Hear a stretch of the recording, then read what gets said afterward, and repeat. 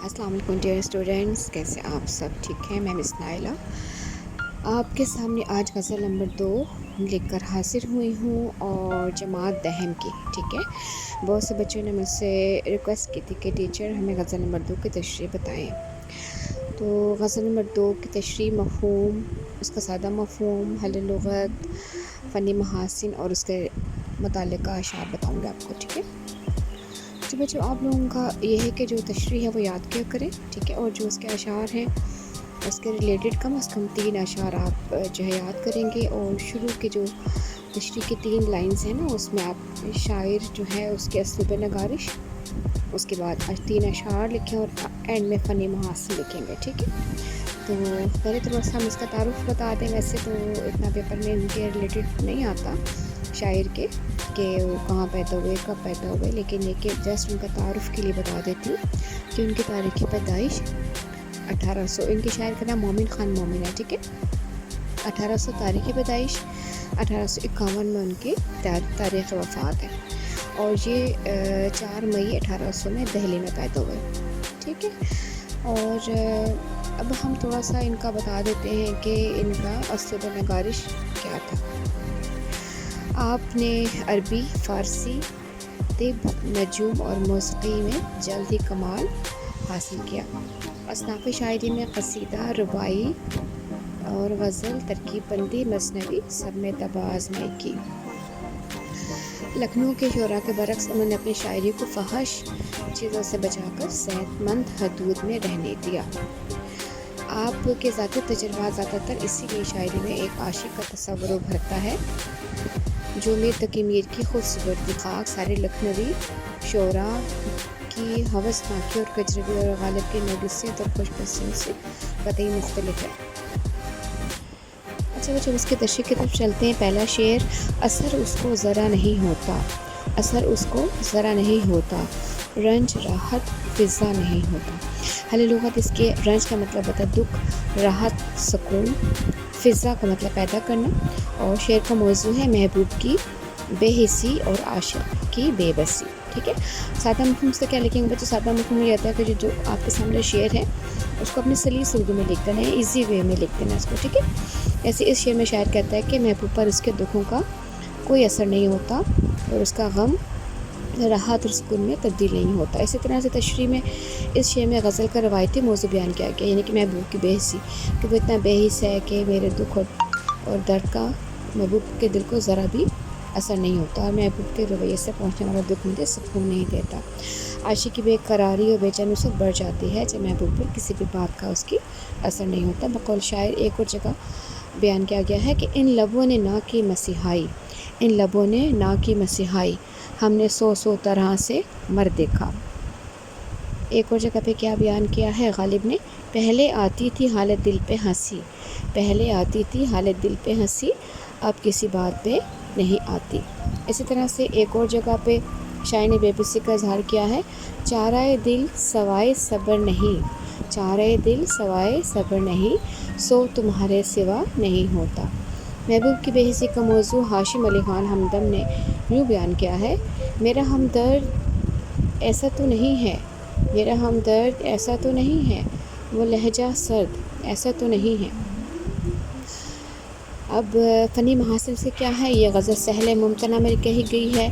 सहल मुमतना में शेरी खूबी है, आसान लफ्ज़ों में खूबसूरत बात बयान करती गई है। ठीक है, अच्छा बच्चों, इसके सवाल से रिलेटेड सवाल इस शेर से ठीक है कि मतलब में जो महबूब का रवैया कैसा बयान किया गया है, यानी कि आपको पता है कि मतलब में महबूब की बेहिसी का ज़िक्र किया गया और आशिक़ के दुख और महबूब मतलब गम का जो है महबूब पर ज़रा भी असर नहीं हो रहा और महबूब लापरवाही बरत रहा है, उसका मुज़ाहरा करते आशिक़ की बेचैनी में इजाफ़ा कर देता है। रंजो राहत फ़िज़ा नहीं होता, इसका क्या मतलब है? जो इसका मतलब है कि इश्क में रंज, दुख और गम कभी भी सुकून बख्श नहीं होता और आशिक़ महबूब की बेहिसी पर तड़पता रहता है। अब आ जाते हैं शेर नंबर 2 की तरफ। अच्छा बच्चों, मैंने इसके रिलेटेड आपको 4 शेर बताए हैं, इसमें से आप कोई से 3 ले सकते हो। ठीक है, फ़नी महासिन ज़रूर लिखना है और अगर सवालात ये वाले आ जाते हैं अशार के दफ़ी में तो आप भी मेंशन करोगे। ठीक है, इस पर आ जाता है शेर नंबर 2, बेवफ़ा कहने की शिकायत है, बेवफ़ा कहने की शिकायत है तो भी वादा वफ़ा नहीं होता। یعنی وہ کہہ رہے ہیں کہ بے وفا کی شکایت تو ہے، کر رہے ہیں لیکن وعدہ تو پھر بھی وفا نہیں کر رہے۔ حل لغت کیا ہے؟ بے وفا، وفا نہ کرنے والا، وعدہ وفا ہونا، وعدہ پورا کر دینا۔ اچھا، اس کا موضوع کیا ہے کہ مطلب محبوب مطلب کہہ رہے ہیں کہ مجھے بے وفا نہ کہو، یعنی کہ بے وفا کہنے کا گلہ ہے اس کا شعر کا موضوع، ٹھیک ہے۔ اب آ جاتی تشریح۔ یہ شعر حسن مطلع ہے۔ اس شعر میں مومن نے خوبصورت انداز میں جو ہے پہلے میں ہم یہ کر دیتے ہیں، سادہ مفہوم پہلے کر لیتے ہیں کہ محبوب اور عاشق ایک دوسرے کی بے وفائی کا گلہ کرتے ہیں، مگر سچ یہ ہے کہ نہ تو محبوب وفادار ہے نہ عاشق۔ محبوب کی وفاداری میں قربان ہونے کا وعدہ پورا کرتے ہیں، یعنی کہ عاشق بھی وہ وعدہ پورا نہیں کر رہا، جان قربان کرنے والا، اور محبوب بھی کہہ رہا ہے کہ مجھے بے وفا پوری نہیں کر رہا وہ بھی، ٹھیک ہے۔ تشریح کیا ہے کہ یہ اس شعر میں مومن نے خوبصورت انداز میں بیان اختیار کرتے ہوئے زمانی بات کی ہے۔ ایک مفہوم تو اس کو دو معنی نکلتے ہیں، ٹھیک ہے، دو مفہوم نکلتے ہیں۔ ایک مفہوم کیا ہے کہ وہ اپنے آپ سے کہہ رہا ہے کہ تو ہر وقت محبوب کی بے وفائی کا گلہ کرتا رہتا ہے، تو میں خود بھی تو محبوب سے کیا وعدہ پورا نہیں کرتا، یعنی محبوب سے عشق کا تقاضا ہے کہ عاشق عشق میں قربان ہو جائے، مگر مومن خود کو احساس دلاتا ہے کہ تو محبوب کو بے وفا کہتا ہے مگر خود عشق میں کیا ہوا جانے سارے کا وعدہ پورا نہیں کرتا۔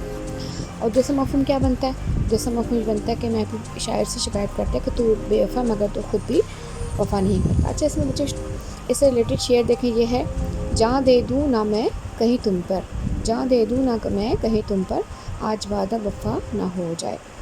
اور دوسرا والا جو ہے وہ عاشق علی خان ہمدم نے لکھا ہے، محبتوں کے سفر کو طے نہیں کرتا، محبتوں کے سفر کو طے نہیں کرتا، جو اپنی آنکھ کے پانی کو میں نہیں کرتا، ٹھیک ہے۔ میں یہاں پر ویسے تو شراب کو کہتے ہیں، لیکن آنکھوں کی سرخی کو جو آنسوؤں کے بعد آ جاتی ہے نا، اس کو کہا گیا۔ غالب نے محبوب کی بے وفائی پر اپنا جذبہ یوں بیان کیا، ہم بھی تسلیم کی خو ڈالیں گے، ہم بھی تسلیم کی خو ڈالیں گے، بے وفائی تیری عادت ہی سہی۔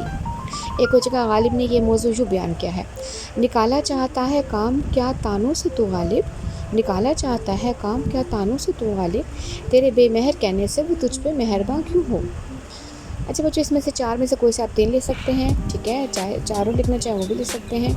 شروع کی 3 لائنز میں آپ نے تشریح میں جو ہے وہ شاعر مومن علی مومن کے اسلوب نگارش تھوڑے سے جو میں نے شروع میں بتائیں وہ لکھنے ہیں، ٹھیک ہے۔ فنی محاسن کیا ہے؟ سہل ممتنع، اس میں بھی وہی بات کی گئی ہے کہ آسان الفاظ کو استعمال کر کے گہری بات کرنا، یہ آپ کسی بھی شعر کی فنی محاسن میں لکھ سکتے ہیں جہاں آپ کو لگ رہا ہے کہ بات مختصر سی سادہ سی ہے لیکن اس کے معنی گہرے۔ اسی طرح سے اس میں آپ زمانی انداز اختیار کیا گیا، ٹھیک ہے۔ محبوب سے گلہ ہے، اپنے آپ سے شکایت کے 2 مفہوم نکالے گئے ہیں، بے وفائی اور وعدہ ہونے کے تضاد سے صنعت تضاد کا خوبصورت استعمال کیا گیا ہے، اس میں صنعت تضاد بھی ہے، وفا اور بے وفا، ٹھیک ہے۔ اس کے حوالے سے جو وہ ہیں اس کے سوالات بنتے ہیں، بے وفائی کی شکایت سے کیا مراد ہے؟ جواب، اس سے مراد ہے کہ محبوب کا عاشق کو بے وفا کہنا یا عاشق کا محبوب کو بے وفا کہنا ہے، دونوں ایک دوسرے کو بے وفا کہہ رہے ہیں۔ سوال نمبر 2، اس شعر میں کون سی صنعت سے کام لیا گیا ہے؟ اس میں صنعت تضاد سے کام لیا گیا ہے۔ اب شعر نمبر 3، ذکر اغیار سے ہوا معلوم حرف نا سے برا نہیں ہوتا۔ اب حالی لغت اس کی کیا ہے؟ اغیار کہتے ہیں غیر لوگوں کو، رقیب کو، ٹھیک ہے۔ اور سادہ مفہوم، عشق میں غیروں کے ذکر سے رسوائی ہوئی تو معلوم ہوا کہ نصیحت کرنے والے کی بات بری نہیں بلکہ اچھی تھی۔ اس کی کیا ہے؟ اغیار سے مراد رقیب ہے، حسد کرنے والے، اور یعنی کہ جب عاشق کو حقیقت کا معلوم ہوا نا کہ یہ عشق وغیرہ کچھ بھی نہیں ہے، ٹھیک ہے، تو اس کو جو نصیحت کرنے والے لوگوں کا احساس ہوا کہ واقعی وہ مجھے صحیح نصیحت کرتے تھے۔